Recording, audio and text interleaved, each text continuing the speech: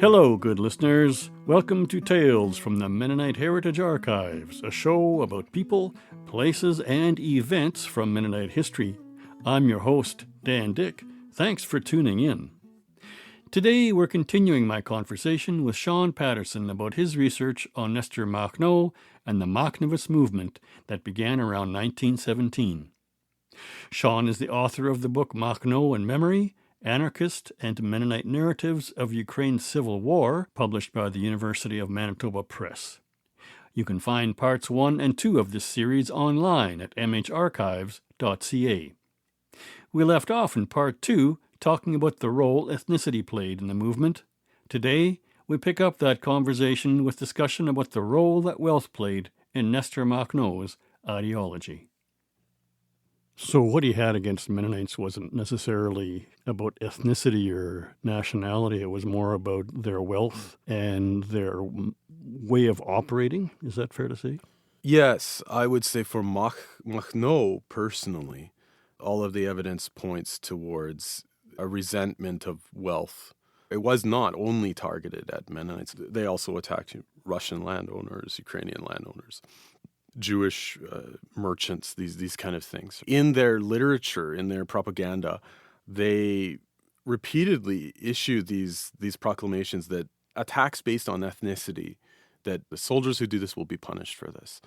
And they explicitly say, whether they're Jewish, German, Bulgarian, whatever, right, that this is not allowed. That being said, it's not so easy to separate ethnicity from class in this context. Wealth was concentrated in different ways. Certain groups had greater wealth, so then certain groups became disproportionately targeted. On top of that, there was, amongst the general population, there was anti-Semitism, there's Germanophobia, especially given the context of World War I. So while Makhno himself mainly came at it from this class-based perspective, all these other factors are at play at the same time. Complex situation, to be sure. You mentioned that there's no evidence of Makhno being at the Eichenfeld tragedy. Did he have great difficulty controlling his men? Yes, he did. The movement went through many phases. In 1919, it expanded greatly. There were as many as 100,000 soldiers that he controlled at that time. They controlled 1/3 of Ukraine at its height. The number of people that were in the territories they controlled was in the millions at one point. So when the movement grew this large, you had many units that pledged allegiance to Makhno, but they weren't formally integrated into the army structure.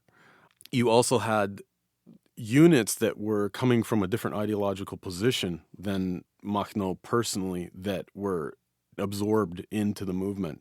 There's sort of an infamous example of this. There was another warlord named Khorhoryev, and he was known as an anti-Semite. His troops had killed Jews in massacres, and Makhno actually killed this warlord. One of the reasons he gives is this guy's an anti-Semite, so I killed him, right? But then he absorbs the troops who were themselves guilty of these crimes. They then become, of course, predictably uncontrollable, and he has to expel them. And they do execute certain commanders and troops for attacking Jews. This is one of the important contrasts in the violence that was committed, was that the Makhnovists made great efforts to try and protect Jews, whereas you don't see the same effort happening with, say, Mennonite colonists, German colonists. There's many proclamations that are issued against anti-Semitism. In fact, within the army, even spreading anti-Semitic propaganda was punishable by death. That being said, some of them still did commit Jewish pogroms, massacres. So yeah, the situation very quickly got out of control. There were, you can see these sort of more formalized efforts to control it. Makhno himself was not, he engaged in extreme violence as well. There are a couple, what could be, from the accounts, could be characterized as massacres that he was involved in, not of the Mennonite massacres, but of in German colonist massacres. One account is in his own memoirs, another account is in his wife's diary. So he was not innocent of what was going on. The lines between Makhno and the colonists were not always so clear, and your research has discovered that at least one German and one Mennonite collaborated with Makhno in the Eichenfeld violence. Can you tell us more about that betrayal? Yeah. So German and Mennonite Makhnovists did exist. This is a fact. There were also Mennonite Bolsheviks. One prominent German Makhnovist was a character called Alexander Klein. He came from a partial German background, and he actually had fairly high positions within the army. Within Makhno's army? In Makhno's army, yeah. There is also a survivor testimony from Zagradovka, another site of a massacre, where a Mennonite named Letkimen led a group of Makhnovists. There was also an account from a missionary that was present in Eichenfeld that says that a few Makhnovists approached them and they were speaking German, and he said that they were former Mennonites. So it's an extremely difficult topic to study, very rarely mentioned, although one historian that does talk more about is David G. Rempel. He does actually give some examples of these Mennonite Makhnovists and a little bit more detail around it. But what we can sort of guess at is that just like other groups of people, working class and landless Mennonites were susceptible to the same kind of the propaganda, the ideology that was being spread at the time. And they may have found some of the promises, particularly around getting land or even if it's a personal grudge, revenge at people in their own community, right? They may have been attracted by this. There is one account of Makhno giving a speech in Hauptstadt, which is a Mennonite settlement, and he was received very well by the workers there. We can assume at least some of them were Mennonite workers. But it's one thing to join the movement, but to get involved in massacring your own people is quite extreme. It's hard to fathom in certain ways, but it does suggest a deep personal resentment. I think that, where some of this hatred came probably was from personal histories as well. But unfortunately, we can't say much definitively about this topic. Was Makhno seen as a hero by the Ukrainians of the day? At that time, he was seen as a hero amongst some. Amongst others, for instance, the Ukrainian National Army, who were more nationalistic forces to create an independent Ukrainian state, they saw him as a disruptive influence. Of course, Ukrainians who allied more with Bolsheviks would have seen Makhno as kind of an erratic character that was not really, couldn't be trusted very much. But it's interesting how the image of Makhno has evolved over time. He was always seen as a hero amongst anarchists globally. Within Ukraine itself, during the Soviet period, he was often depicted as kind of this drunkard peasant, ultra-violent, potentially mentally ill, right? There's this very, which is where that bandit image comes. It's actually a very Soviet term, and and that's how the Soviets intentionally sort of spread this image of Makhno as a mentally deranged bandit. So there's a lot of movies where he's depicted in this way, in art in which he's depicted in this way. However, once the Soviet Union fell, Ukraine was looking for heroes, looking for national heroes, looking for regional heroes. At the regional level, people started investigating Makhno and his movement, and they realized, well, there's more to this than the way that the Soviets depicted it. There was hardly any research during the whole Soviet Union, hardly any research done on this movement. People started to look into it. They saw things that they liked about it. In some ways, there's a romanticization of this movement and Makhno.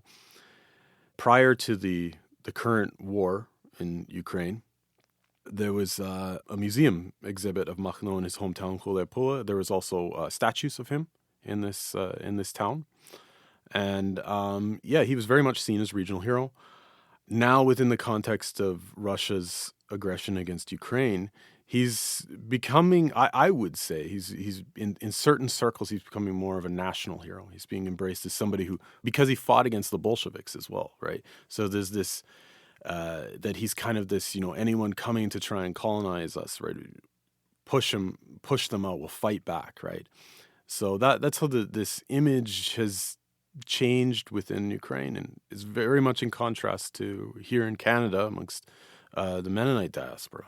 What are you hoping to achieve by opening up a conversation between the two sides in this Mennonite-Makhnovist conflict? My goal has always been to understand and explain. And understanding,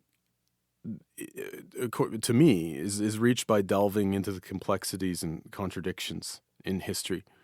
And part of this process is entering those mindsets and narratives that radically oppose each other, to truly try and understand the thought processes and all of the factors that go into creating a tragedy like Eichenfeld.